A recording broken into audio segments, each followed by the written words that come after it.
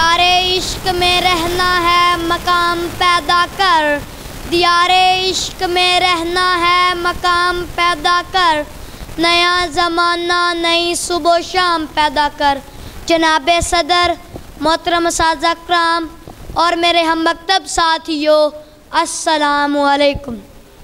آج مجھے جس موضوع پر لب کشائی کا موقع ملا ہے وہ ہے شاعر مشرق، مفکر اسلام، علامہ محمد اقبال۔ جناب صدر، وہ اقبال جس نے سیالکوٹ شہر میں جنم لیا۔ جب اللہ تعالیٰ کسی قوم پر احسان فرماتا ہے تو اسے تحفے میں علامہ اقبال جیسے مرد قلندر عطا کرتا ہے۔ علامہ اقبال جیسی ہستیاں ہزاروں سال بعد پیدا ہوتی ہیں۔ علامہ محمد اقبال سچے عاشق رسول تھے، مبلغ اسلام تھے، مفکر پاکستان تھے۔ ان سب کے ساتھ ساتھ اسلام کے سچے ہمدرد بھی تھے۔ گوا دی ہم نے اسلاف سے جو میراث پائی تھی، گوا دی ہم نے اسلاف سے جو میراث پائی تھی، سوریا سے زمین پر آسمان نے ہم کو دے مارا۔ جناب صدر، وہ وقت جب انسانیت اندھیرے میں گم ہو چکی تھی، مسلمان قوم غلامی کی زنجیروں میں جکڑی ہوئی تھی، تب اللہ تعالیٰ کو بے بس مسلمانوں کی بے بسی پر رحم آیا۔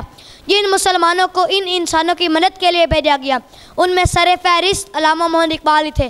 علامہ محمد اقبال نے اپنی شاعری کے ذریعے بوڑھوں، نوجوانوں، بچوں اور عورتوں کو نشان منزل دینے کی کوشش کی۔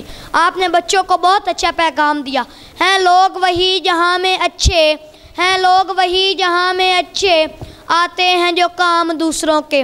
جناب صدر، علامہ اقبال نے جو شمع جلائی اس کی روشنی خود تو نہ دیکھ سکے لیکن ہمارے لیے ایک آزاد وطن حاصل کیا۔